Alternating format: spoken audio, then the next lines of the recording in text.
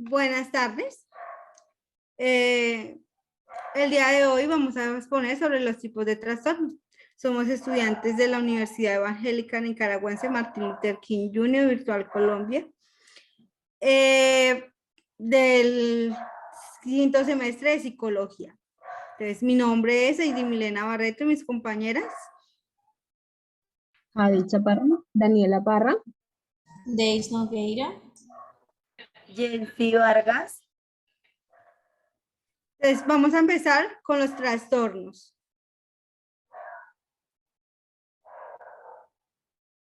¿Me compartes, por favor, pantalla? Se ve. Entonces, empezamos con el trastorno de la indigestión y la conducta alimentaria. trata del protocolo del trastorno de la indigestión y la conducta alimentaria en la infancia. Dice que son afecciones graves que se realizan con las conductas alimentarias que afectan negativamente la salud, las emociones y la capacidad de desempeñarse.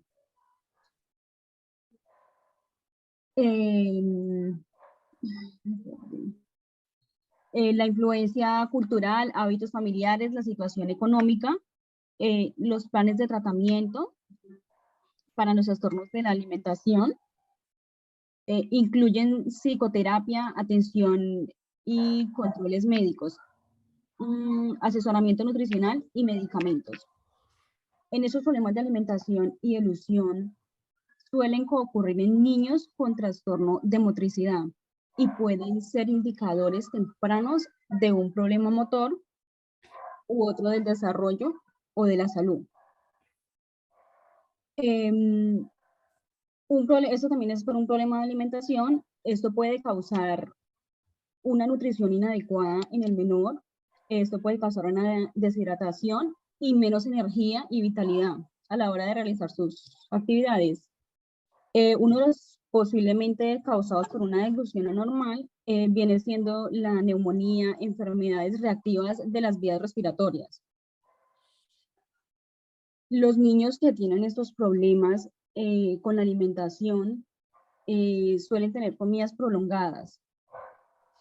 Es decir, bueno, también están, uno de los reconocimientos tempranos para estos problemas son los exámenes de detención del desarrollo infantil. Esto debe incluir formular preguntas específicas y bien detalladas acerca de esto de la alimentación del menor.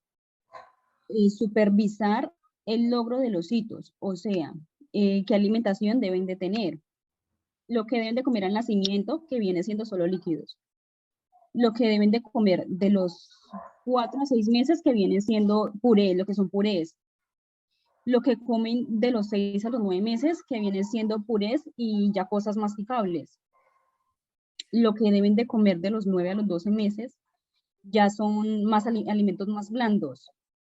De los 12 a los 18 meses, deben de comer todo lo que son texturas.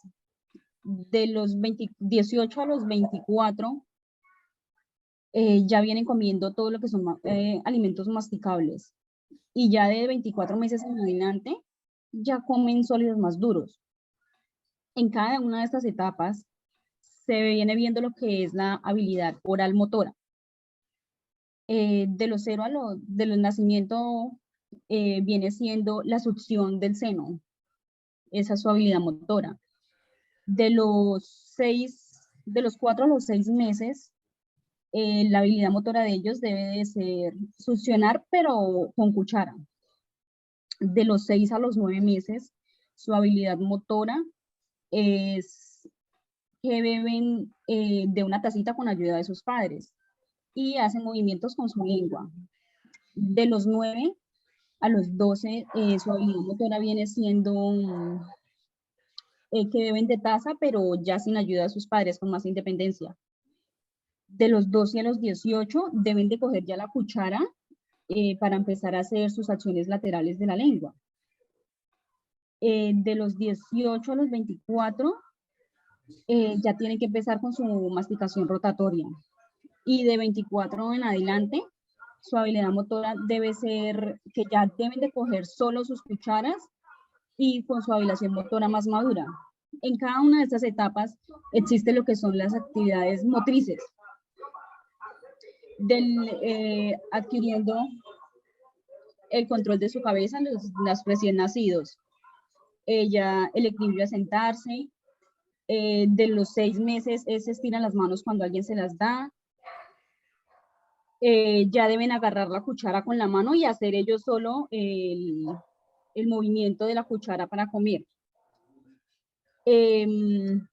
Con el tiempo ellos, a medida que va pasando el tiempo, ellos van aumentando su independencia hasta que se vuelven autónomos al momento de comer, ¿sí? Una de las enfermedades que podemos encontrar, como dice aquí en la diapositiva, es la anorexia,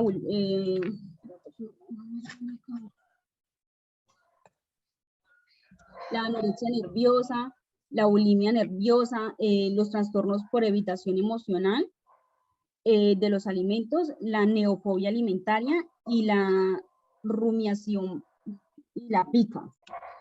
Ya sigue mi compañera, les va a explicar el tema que le tocó a ella.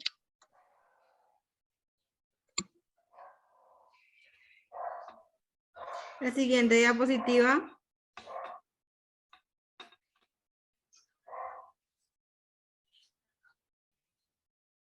Sigue Jensi Eliana.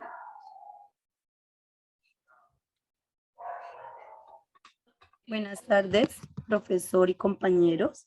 A mí me tocó trastorno por déficit de atención y comportamiento perturbador. Este nos dice que el déficit de atención o hiperactividad es un trastorno cerebral que está presente desde el nacimiento o se desarrolla poco después de este. Nos dice que algunos niños presentan sobre todo dificultad en la atención prolongada, la concentración y la capacidad para completar las tareas, otros son hiperactivos e impulsivos, algunos niños pertenecen a ambos grupos. Nos dice también que para establecer el diagnóstico, los médicos utilizan cuestionarios que deben rellenar los padres y los profesores, así como los datos de la observación del niño. Dice que el trastorno de déficit de atención por hiperactividad se caracteriza por lapsos de breve o escasa atención, actividad excesiva y una impulsividad inadecuada para la edad del niño que afecta su funcionamiento o su desarrollo. Nos habla acá que el déficit de atención tiene tres formas: distraído, falta de atención, hiperactivo, impulsivo o combinado. Esto nos hace referencia en muchas ocasiones. Los padres nos preocupamos por otras cosas, sea trabajo, deberes, bueno, en fin, y no le prestamos mucha atención a nuestros hijos. Entonces ellos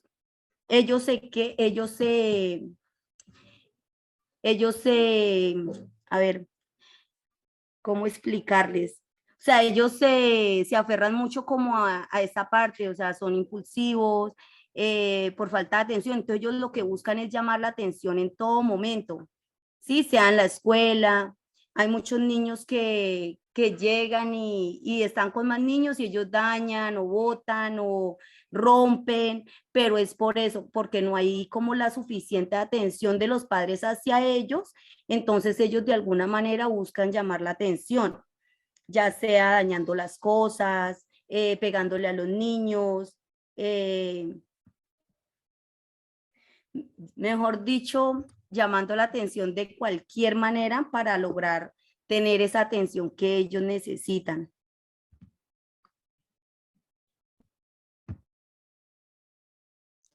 Le aporto. Hay niños que pronto van a tener un déficit de atención. Cuando se dicen que tiene déficit de atención, se distraen con facilidad.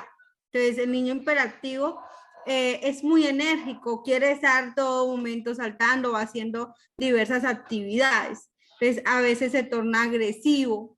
Por eso para esos niños hay que tratar siempre de tener actividades para hacerle que quemen energías. Minimizar el dulce porque pues el chocolate y otros dulces hacen que se active, se activen y se pongan mucho más imperativos de lo que son pues por el déficit que presenta. Entonces, seguimos con el siguiente.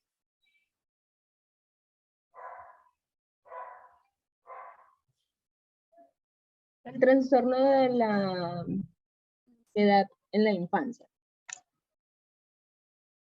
El trastorno de ansiedad generalizada TAC es un trastorno mental en el que a menudo el niño está preocupado y ansioso por muchas cosas. Se siente que tiene dificultades para controlar ansiedad. Vive muy ansioso. El TAC es un trastorno común que afecta del 2 al 6%. La ansiedad en la infancia viene siendo cuando los niños no logran superar los miedos y sus preocupaciones de niños. Son preocupaciones típicas, pero ellos no logran superarlas. Sus miedos y sus alteraciones son tantos que estos interfieren con sus actividades escolares o pues los juegos en casa. El TAC es un trastorno común que afecta más o menos del 21 al 6% de los niños. Generalmente esto no ocurre sino hasta la pubertad, nos vamos dando cuenta. Es más común muchas veces en niñas que en niños. Esto se da es por los eventos de la vida, por lo que les pudieron causar esos algún tipo de estrés y ansiedad. De pronto alguna pérdida, la muerte de algún ser querido muy allegado, el divorcio de sus padres, trasladarse de una ciudad a otra, cambiarlos del colegio. Pueden tener, muchas veces se ve cuando tienen antecedentes de abuso. Esto muchas veces también puede ocasionar problemas físicos, dolores de cabeza o problemas en el corazón. Eso se ve mucho más adelante. Estos genes tienen participación, digamos, las familias que vienen con generaciones de ansiedad, puede que los niños tengan algún tipo de, sean más propensos para sufrir el estrés. Esto es un factor para desarrollar pues este TAC. Este se diagnostica cuando la ansiedad del niño es demasiado intensa, es decir, no logra quedarse quieto, es muy desproporcional para la cierta edad del niño. Esta interfiere muchas veces en su vida normal. ¿Cómo nos podemos ayudar? Los ayudamos animándolos, pues a que sean un poco más activos, a que crearles como ciertos tipos de sueños. Podemos realizar ejercicios de meditación pues para que ellos se relajen un poco y pues de alguna manera van a intentar controlarse y aprendiendo a controlar sus emociones. Muchas veces es muy bueno de pronto ponerlos en algún tipo de terapia para que los ayuden a meditar y a relajarse para que eso no interfiera tanto en un futuro. ¿Tú?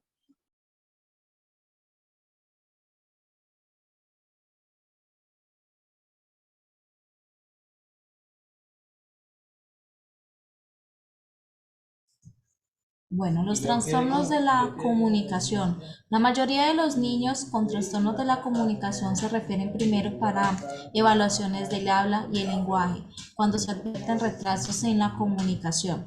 Generalmente se consulta a un psiquiatra infantil, especialmente están también presentes problemas emocionales o conductuales. Pueden darse problemas de expresión, pronunciación, fluidez e incluso recepción o uso social del lenguaje. Sabemos que el lenguaje forma parte de la capacidad humana para uno comunicarse con las personas, utilizando un sistema de signos conocido por el emisor y el receptor. El lenguaje es uno de los rasgos más característicos de la especie humana, ya que nos permite la comunicación. Los trastornos de la comunicación también pueden ser desarrollados o adquiridos. La causa puede estar relacionada a problemas biológicos como anormalidad del desarrollo del cerebro o posiblemente por la exposición de toxinas durante el embarazo. Esto incluye como abuso de sustancias o toxinas, estamos hablando del plomo. Los trastornos del lenguaje pueden ser, los trastornos de la comunicación pueden ser mixto o receptivo o expresivo, trastornos del lenguaje expresivo, trastornos del habla y el sonido, trastornos de la fluidez de inicio en la infancia, trastornos de comunicación social pragmático.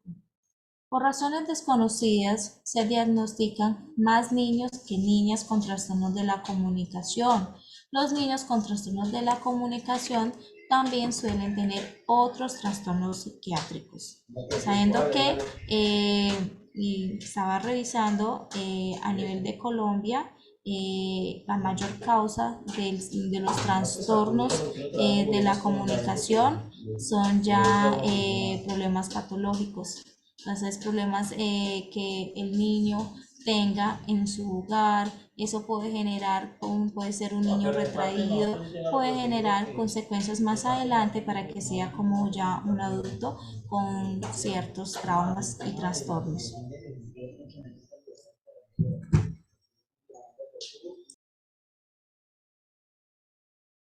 Sigue la otra diapositiva, por favor.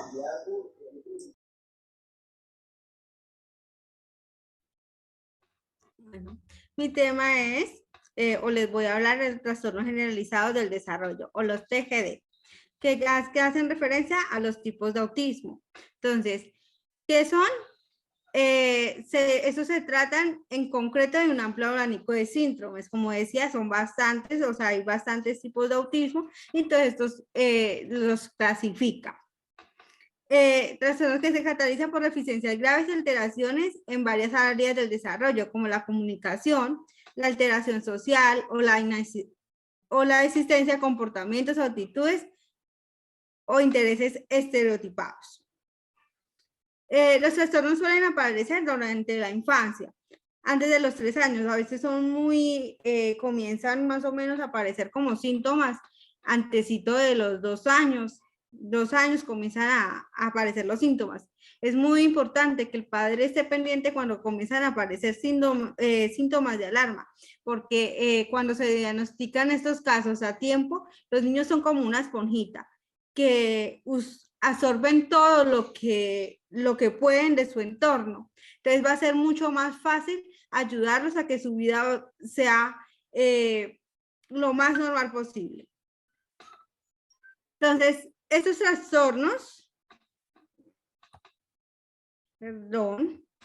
estos son los trastornos generalizados del desarrollo que podemos encontrar en el manual.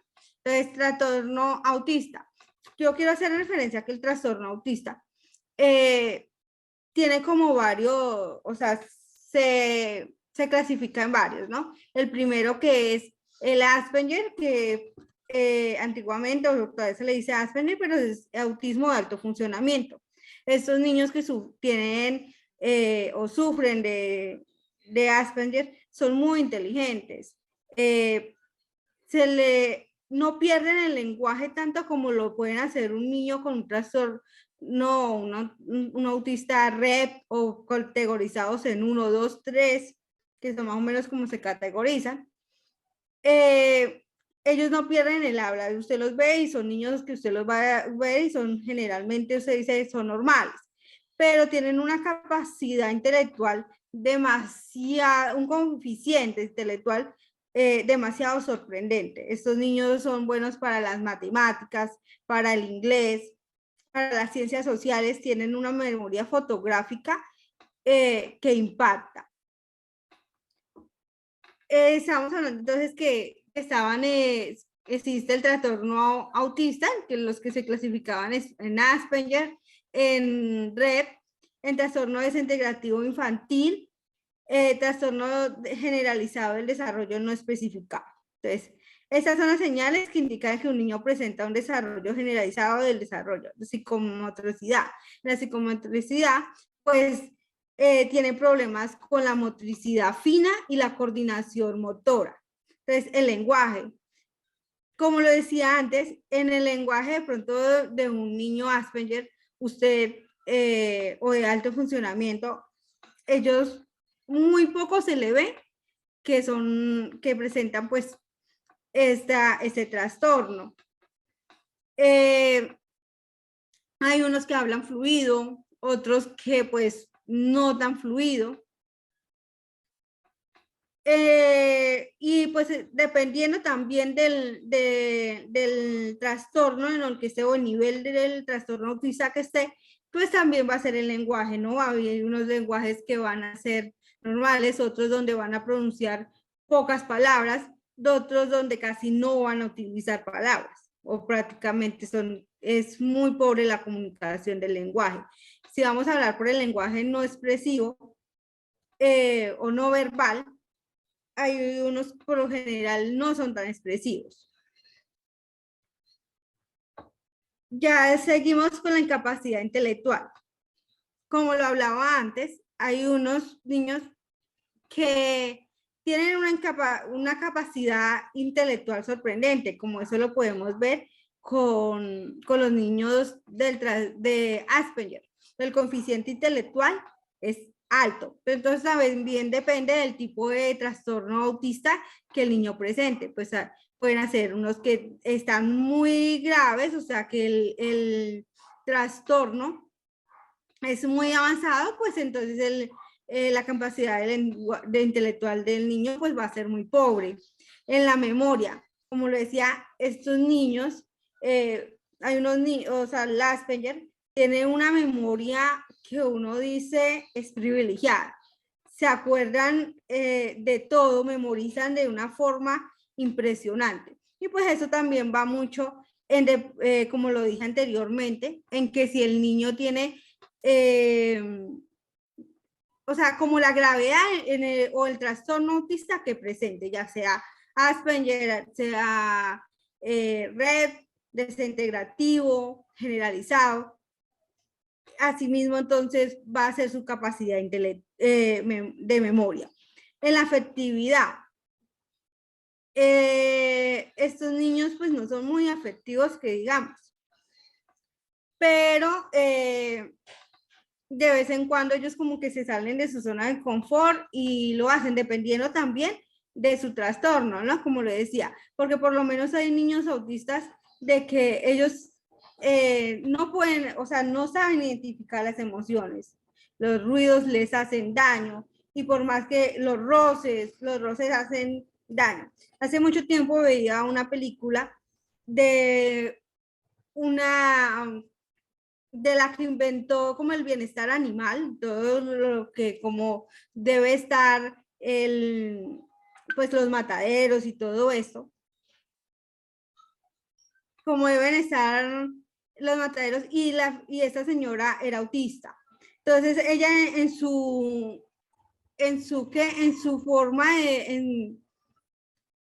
en su aspecto autista que tenía, pues ella comenta en la película de que ella no se sentía muy bien cuando de pronto la abrazaban o no era que ella no sintiera emociones, sino que no sabía cómo expresarlas. Entonces, y que a veces pues los roces de afecto o cuando los tocaban pues les causaba era daño. También ellos son muy, o sea, tienen una capacidad de pronto en la memoria, o sea, estos muchachos de concentración, o sea, son sorprendentes porque pues igual tienen mi número telefónico, mi nombre para poder hablar tiene dividida, o sea, tiene una atención dividida. Entonces ellos pueden estar aquí, pero pueden estar en otro lado poniéndole cuidado. Usted les habla, ellos pueden estar en su mundo y usted les habla, ellos también les están poniendo cuidado. Entonces, ¿cómo es el tratamiento de los trastornos generativos del desarrollo? Pues se deben cumplir 4 requisitos fundamentales, que primero que deben ser individualizados, porque todos los trastornos se deben tratar de diferente manera, todos no presentan lo mismo, entonces debe ser individualizado. El segundo, que debe ser estructurado, El tercero debe ser intenso y extensivo. Necesito, Cuarto, la participación de no ambos sé si él me progenitores puede se ha identificado marcar como o factor aquí le fundamental para el marcamos. éxito. Pues si quiere apenas lleguen nosotros le Este decimos fue como, aquí está su número de nuestro celular. Sí, trabajo. ahí tengo el WhatsApp.